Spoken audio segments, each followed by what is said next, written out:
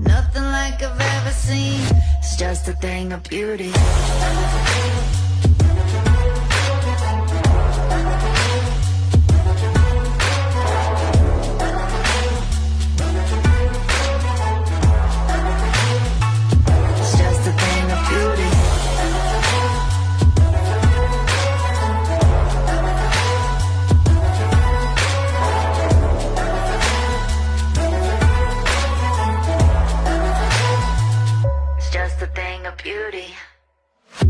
Let's get lost in this wonderland.